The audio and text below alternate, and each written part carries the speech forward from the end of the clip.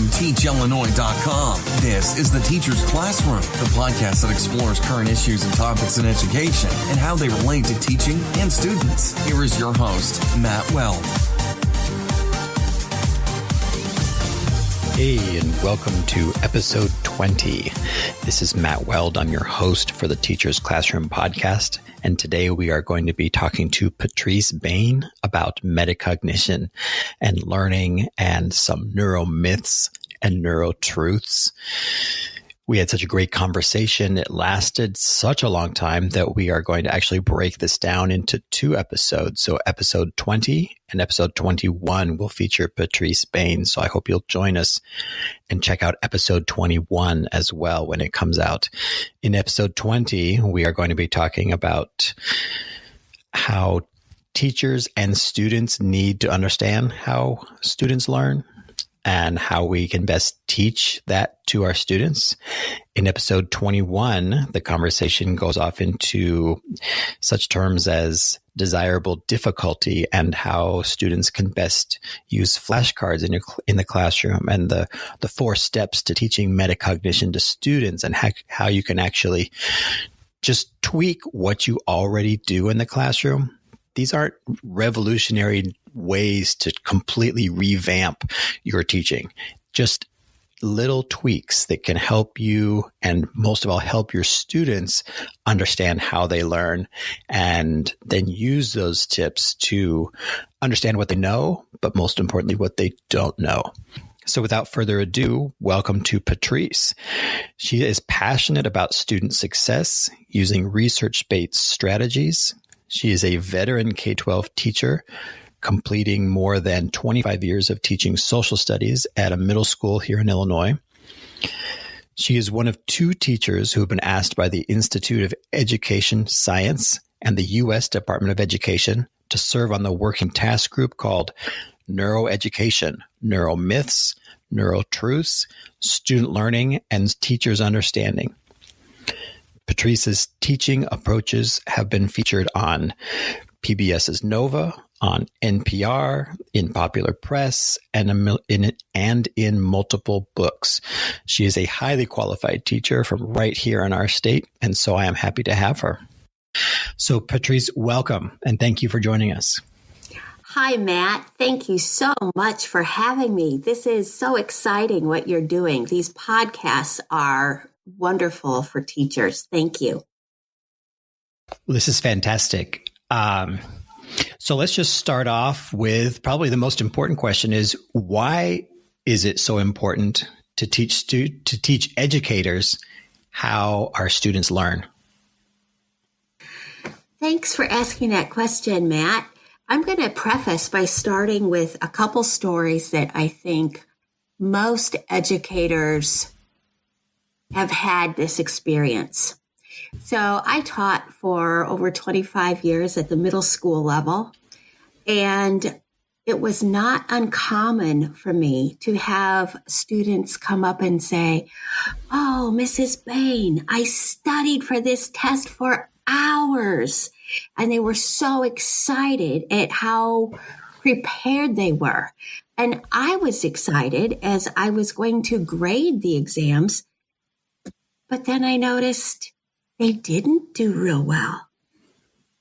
And I know they studied. Their parents could attest to that fact. They could attest to it. So why didn't they do well? I know, I'd been there. Yeah. I can remember kids talking to me about that. And then it's so disappointing as a teacher to then sit down and grade, and your heart just sinks. That's exactly right. Exactly right. And if that happens to students over and over again, what happens is they simply lose their motivation. Why study if this is going to be the end result? Mm-hmm. Another experience that I've had is I will, prior to the end of second semester, have students come up and say, "Mrs. Bain, I have an A or a B in your class." And I excitedly say, "I know, I put the grades in the grade book." and they say, "But you don't understand. I've never done well. I'm not smart." Doesn't that just break your heart? It totally breaks my heart. And I don't know if there have been many years where I have not been confronted with that same heartbreaking story. And my response has always been to those kiddos, it's because you haven't been taught how to learn. Or another example, often at the beginning of the year, I will ask students, how many of you have studied a long time for a test and not done well? And about 95% of hands go up. And so all this gets right back to your question, why is it important for educators to teach educators how kids learn? We have found that this is just often not the case in teacher prep programs, in professional development. It is a crucial aspect that really affects kids. And if my students at the age of 11, some of them having already internalized failure, can you imagine the dynamics if we taught kids earlier how to learn? We wouldn't have so many of the social emotional problems, this feeling of failure, the feeling of why study. So to me, it's absolutely imperative that we do teach teachers and educators how we learn. Now, this summer, when I was in DC with the neuroeducation group, like you said, there were 2 teachers in the group. The others were cognitive scientists and deans from education programs around the country.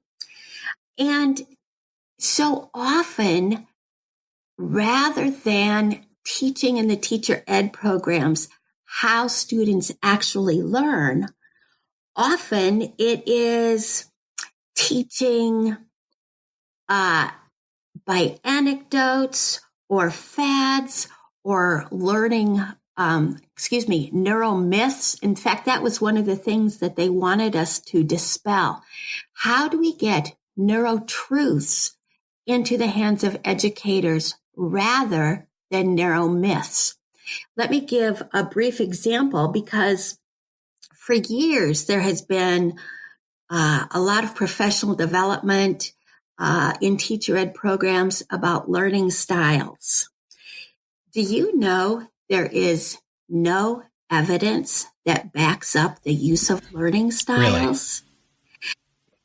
Really? And this is the things that this group, I feel cheated. This work, isn't that true? Because how many of us have been given that as something really important that we need to use in our teaching repertoire? But what happens is there is no evidence that supports the use of learning styles. And in fact, research does show that trying to identify what a student's learning style is and teaching primarily to that learning style for that child can actually be detrimental, because you're, in essence, cheating the student out of a rich learning environment that promotes so many different strategies. So why is it important to teach educators how to learn? The research is so clear. I got involved in research back in, I believe, 2005, and had a chance meeting with some top researchers who wanted to find out, how do students learn in a classroom? And it was just this great meeting, and I landed up being able to get it in my school and in my classroom. And so these researchers, Dr. Mark McDaniel and Dr. Roddy Roediger, who are very well known as far as leaders in cognitive science, they were able to start this research in my classroom. And the research went on and looked at over 1,500 kids over a period of years. It's one of the longest longitudinal studies, and it totally backs up on how people learn. So it's important. We need to get this out. There's simple strategies that teachers can start using tomorrow. And I think another problem has been that so often research is kind of scary to teachers. Yeah. You know, it's often with this jargon and variables and this and that, and it's written up in journals, and they're difficult for us to understand. But one of my missions is, here's the easy to understand research that has been verified. Let's put it in the classrooms. Let's start using it tomorrow. So I kind of went on that question, but I really feel it's vital to have teachers not wasting their time on anecdotes and semester of the fad clubs and things that are not promoting effective learning, because the research is here and now. So you're saying that there is actually fake news in the education community. Absolutely. Well, so we need to figure Matt. out what those fake articles or if the fads are, I guess, because, and then who to believe. It's just like anything else, I guess. Exactly. And, my favorite sites is one created by Pooja Agarwal, who is also my co-author in an upcoming book that we're writing. And her site is called retrievalpractice.org. And it is filled with easy to understand, free, downloadable practice guides, weekly updates, contributors from well-known, verified research, evidence-based. So I would highly recommend. That is a very trusted site. Okay, Patrice. So why is it important to teach students how to learn? If you've made the case for why it's important to teach educators, but why teach students themselves? Well, like I said at the beginning, when I asked students at the beginning of the year, how many of you have been taught to learn? And more than 95% say they have not. So rather than have students internalize failure or to have them become unmotivated because regardless of studying, they don't do well, being able to teach them how to learn really gives them incentive. They no longer take it personally that they have failed. Rather, they have just not yet found the correct strategy that helps them learn. And it's a totally different mindset for the students. I always tell my students that my first task is to teach them how to learn. And my second task is my content. And I think when you develop a rapport with your students and they see that you really know what you're talking about and what you are talking about works, they become very invested in the learning themselves. So I always think it's very important to teach them why I would use methods. Well, I think kids too, especially junior high kids. I mean, you taught 6th grade, right? Uh-huh. And I taught 7th grade. So though that age group especially, but all kids in general, are so interested in how their bodies work that they can't help but be interested in it. And when they start to realize, what Mrs. Bain said was true, it has to resonate and make remembering and probably understanding that much better. I think so. It does. Now, also one of the things, I'm going to give you a couple tips that I've used in my classroom. Years ago, when I started doing the research in my classroom with Dr. Roediger and Dr. McDaniel, Pooja Agarwal was also a research assistant at the time, and she was in my classroom conducting the research. So we've known each other and gone back. This collaboration has lasted many, many years. But after the first year that we had worked together, we gave a final exam. And the students did not know about it in advance. There was no cramming. There was no studying. It did not go into the grade book. We simply wanted to see how learning was affected versus using the research methods versus the non-research methods. And it was a multiple choice test. And what really surprised me when I was looking at those final exams is that my number one GPA student, the person with the highest grade point average, only scored about in the top half of all of my students. And I thought, here's a person who got 100% on just about every assignment, on just about every test. But why was she not remembering things? And so I pondered for that whole summer, and I realized, homework is not working for me. I would spend a couple hours every night grading all these papers, getting them back the next day because I thought that was important. And yet 2 or 3 days later, students couldn't discuss the information. They didn't remember the information. A month later, I would get a deer in the headlights look like they'd never heard this information before in their life. And so I realized I need to make a change here. So the following year, I quit giving all homework. And I came up with what I used instead, and they're called mini quizzes. And one of the reasons I gave up giving homework is because I noticed that students had totally perfected looking at a question, looking at an answer, looking up an answer, writing it down, and repeat. And nothing was coming out of their heads. It was just writing down facts.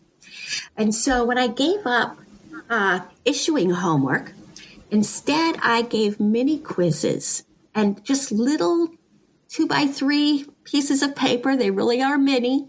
And whatever we would talk about the day before, I would just put them on slips of paper, cut them up into clues and put them in a basket.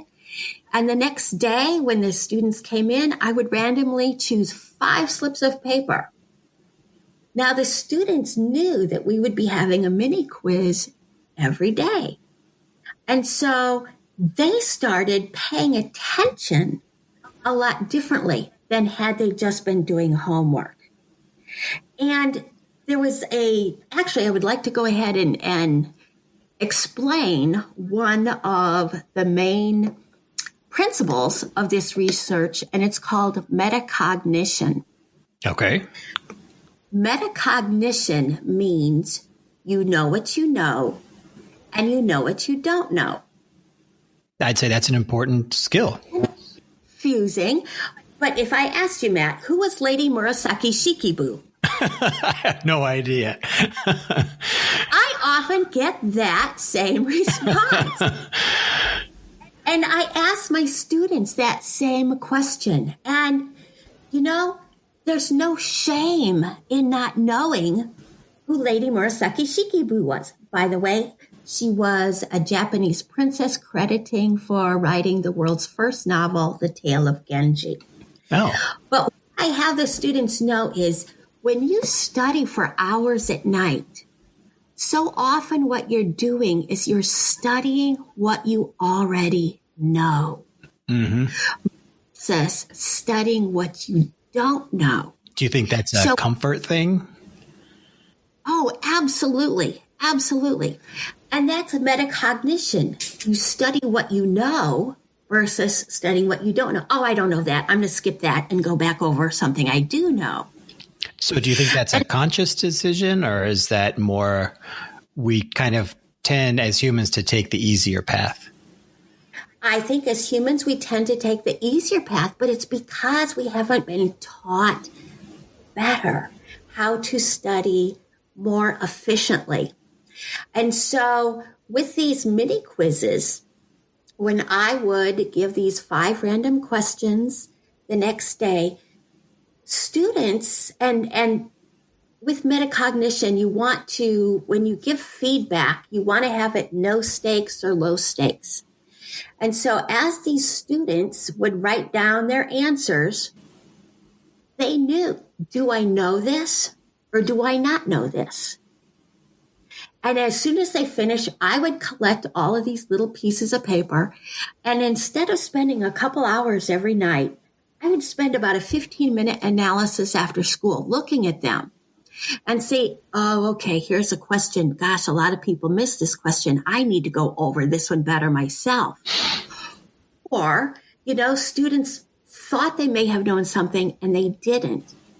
So first of all, feedback is very important. So as soon as I collected the mini quizzes, I would give the feedback over this is what the correct answers were. The following day, I would hand back the mini quizzes. We would go over the answers again. So if they had gotten it wrong, they were able to start seeing and hearing the correct answers. So on your quizzes, did the kids mark how confident they were in their answer? Was that part of it? Oh, that would be so good. That's actually something else that has been researched that's very powerful. It's called a JOL, or a judgment of learning. And so often students will, again, think that they know something, and they will make judgments of learning like, oh, I've got this. I studied for 3 hours. I've got this. Only to find out they don't. So this metacognition is something that I really started teaching the students, and they started realizing this was a way to differentiate what they knew from what they don't know. And so when it would come time for an exam, they had so many of these mini quizzes and other ways to assess what they knew. They did awesome on the test. And that's when I would get these kids who would say, Mrs. Bain, I have an A, but I'm not smart. And that's when I'd say, oh, but you are. You just haven't been taught the right strategies yet. So metacognition is one of the first things. How, as teachers, can we help our students differentiate between what they know and what they don't know? Another real important principle is called retrieval. And retrieval is when you're able to pull that information out of your heads. In fact, Pooja has a wonderful statement that says, and this applies to so many educators, we concentrate on putting things in to students' heads. What if instead we concentrated on pulling things out? And that's where metacognition and retrieval, being able to pull this information out, which is so vital. And I have various ways, more techniques that I've come up with, others that are strategies that practically all teachers use, but just taking those and tweaking them so they are incorporating these researched principles. So back to, if I could say one more thing, we talked about learning styles before. Another way that students often study that is actually a way that students should not study is by rereading their notes. So many of the things that we have been taught is so counterintuitive to research. Because what happens when students reread or they highlight their notes, they look over them over and over and over again, but they're not pulling the information out. And that creates a sense of false metacognition, where they think they know something, but they really don't. So that's one of those neuromyths, neuromyths. Yes, absolutely. And the metacognition and retrieval, those are two of the neuro truths. All right. So is there another neuromyth that is going to blow my mind like those two just did? Well, another one is called spacing. And, as educators, we know what's in the district curriculum map. We know that what was taught one year is, spiraled and we cover it deeper. However, how many times do we have students who, it was taught in fourth grade and it was taught in third grade, and here it's sixth grade and you're teaching it again and you still get that deer in the headlights like look. A complete sentence type of thing. Yeah. Like I've never heard this before in my life. Yep. And can you identify ever receiving that? Oh, yes, absolutely. Me too. And it's like, why? Why does that happen? And it's because although items might be spiraled, they must also be spaced.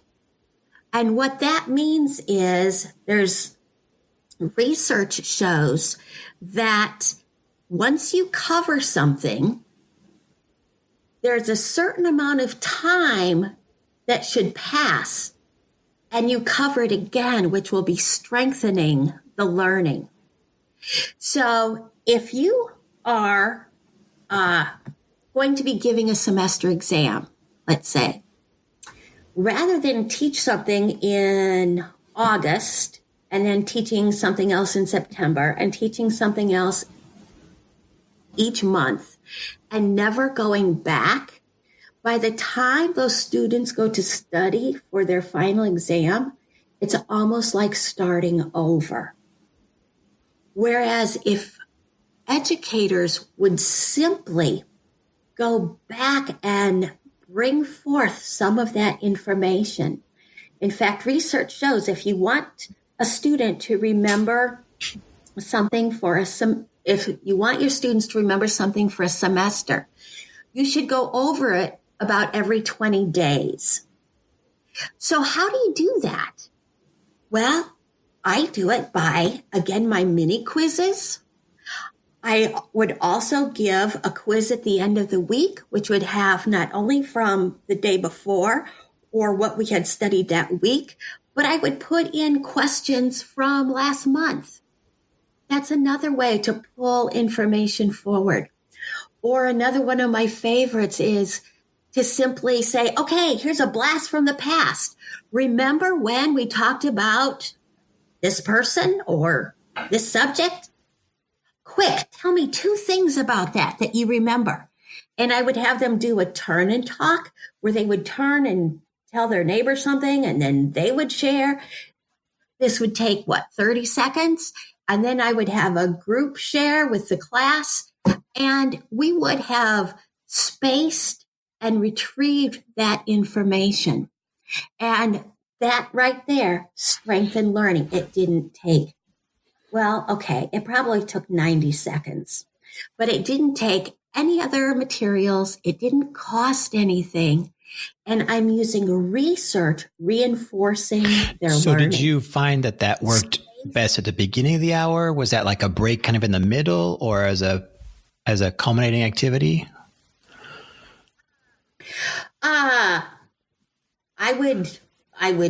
It didn't matter. It might be the beginning, it might be the middle, it might be the end. Another way of, a lot of teachers have entrance tickets or exit tickets. Mm-hmm. Put in something that you learned a month ago. Put in something you learned 2 months ago. write about this or talk about this. It is a great way for students to space their retrieval, to test their metacognition. So often what happens is we teach our students, we teach. And the first time for them to pull out this information is a test. So they've had no chance to have opportunities to test the metacognition if they knew it or not. And by the time you get to a chapter exam or a semester exam, that should not be the first time that they're seeing if they know it or not. You should build in this metacognition and retrieval throughout your classes. You end up saving so much more time. Students do not have to cram as much because they're so much more confident because they feel that they really know this information. And something else I want to say is back when I gave up homework, I wanted my students to be able to really discuss things. And so a lot of metacognition and retrieval might be more of the easier things to remember. I shouldn't say easier things, but it's more if you're thinking of the hierarchy that, you're not at synthesis and analysis, but a lot of it might be recall. Yeah. But when you take that recall and then you can combine it with other items that the students are learning, you're able to get them to answer these incredible essential questions. Just a couple that my 11-year-olds could answer would be, let's see, compare and contrast the French Revolution with the Russian Revolution. Could either of them have been prevented? Defend your answer. Or another one, could the Treaty of Versailles have played a role in World War II? Defend your answer. So students are having to take a look at previous learning. There's no way they have the deer in the headlights look of something we learned months ago. They are able to take that and apply it and synthesize it and just have these incredible conversations and essays. And, this is what we want our students. We want our students to be able to grasp these concepts and not simply write something out of a book on a worksheet. So your little mini quizzes that you gave on your little slips of paper, and when I was watching you on the Nova clip that I'll include on the show notes, they were little. They were like business card size, right? Yeah. Right. I just cut up recycled paper. Yeah. So were those questions recall, like the bottom level of Bloom's taxonomy, or was it sometimes like a higher order where they actually had to think and defend? For my mini quizzes, it was usually more recall type questions because I wanted my students to master the facts before they started forming their opinions. Now, that would be the mini quizzes. However, I would do the turn and talks. I would always have an essential question on the board, and I would be comparing, how does this relate to something that we studied back in September? So I was always encouraging much higher levels, and the students were always with me on these. In fact, it's kind of funny because whenever we would start a new unit, I would have a new essential question on the board, and the students would be like, yeah, right. Like, I'm going to be able to answer that. Within a week and a half, you should have heard the answers coming out. So my mini quizzes often were more of the fact-based questions because I really wanted them to be able to have those in their long-term memory so they can just pull that information out. And then we will take all that information and synthesize it. Oh, great. Yeah, that makes sense, because when you started talking about essential questions and all that stuff, I was, kids need to be able to memorize some things. I mean, there's some things you just have to memorize, right?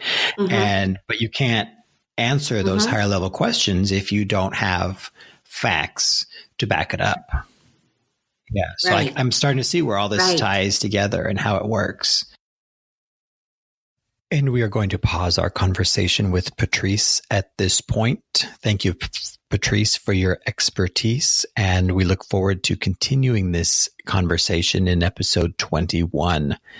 In the meantime, thank you all for listening to the Teacher's Classroom, which is part of the Illinois Area 5 Professional Development and Innovation Initiative. I'm your host, Matt Weld. Please subscribe and share today's episode with all of your colleagues. You can follow Teach Illinois on Twitter at TeachILPD, and I can be found on Twitter at Matthew Weld. You can find and subscribe to the Teacher's Classroom on iTunes, Google, Apple, pretty much wherever you find your favorite podcasts. I hope you have a fantastic rest of your day, and I'll see you again next time for the rest of the interview with Patrice Bain right here on the Teacher's Classroom.